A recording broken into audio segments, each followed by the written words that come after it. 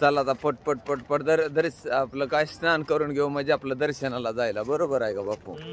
हे काय निघालंय मनोहर शेठ बापू. आम्ही आता दर्शनाची घाई झाली म्हणून आता चंद्रभागेतनं स्नान करून लगेच दर्शनाला आता पळायची सुरुवात. बघा का सुंदर असा सूर्योदय आणि चंद्रभागेच्या पाण्यावरती हे पडलेलं प्रतिबिंब मनाला मोहून टाकणारं दृश्य पाहिलं का?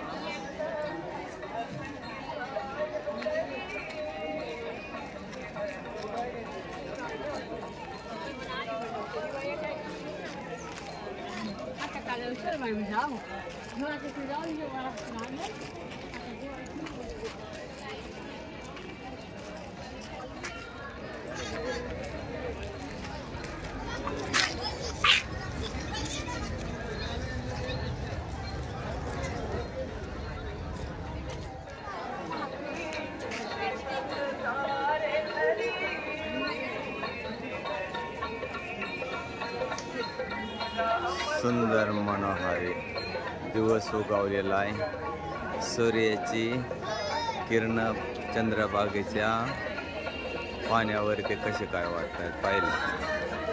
आणि भाविक भक्तांची लागलेली रांग, बागेच्या तीरावरील भाविक भक्तांची लागलेली ही रांग आणि दर्शनाची लगबग पाहिलं.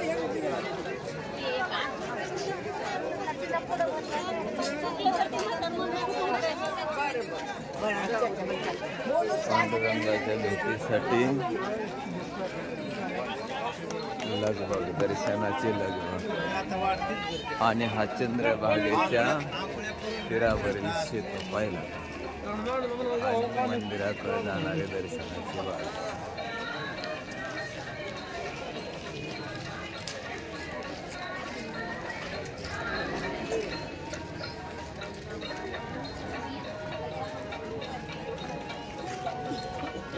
पाहिलं सुंदररित्या असं दर्शनाचं नियोजन चाललेलं आहे.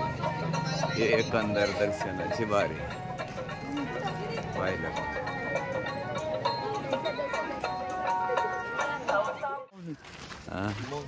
चंद्रभागेच्या तीरावरती स्नान आटोपण निघालेले भाविक भक्त पाहिलं.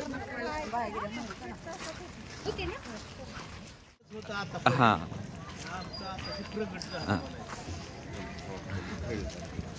हा सुंदर त्या चंद्रभागेच्या तीरावरती स्नानाचा आनंद लुटणारे भाविक भक्त आणि पवित्र असा किनारा. जसं तुकोबरायांनी देवापाशी मागणं मागितलं, तुका मागे हेचे दान, चंद्रभागे स्नान तुका मागे हेचे ज्ञान. आणि वारकरी संप्रदायामध्ये चंद्रभागेच्या स्नानाला अनन्यसाधारण महत्त्व आहे.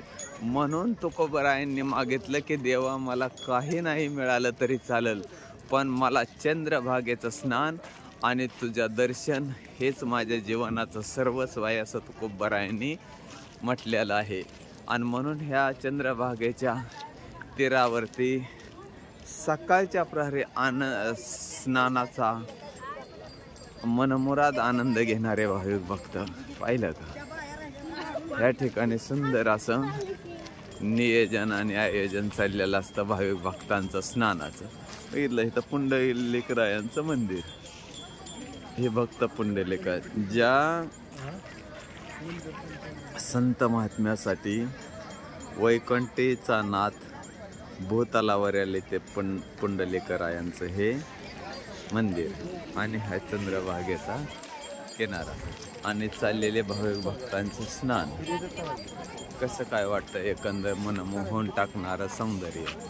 हा समोर असणारा हरे राम हरे कृष्णावाल्यांचा मठ चंद्रभागेच्या तीरावरती यांचं मंदिर पाहिजे. आणि हे लोहदंड तीर्थक्षेत्र लोहदंड, या ठिकाणी लोखंड सुद्धा तरलं जातं. हे लोहदंड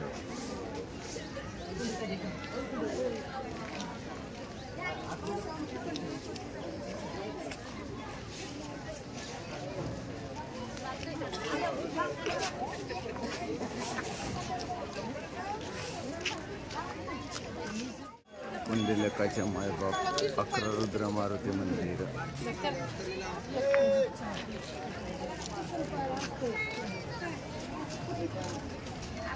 चंद्रभागेच्या तीरावरती भक्तीचं महात्म्य सांगणारा हा वासुदेव पाहिला.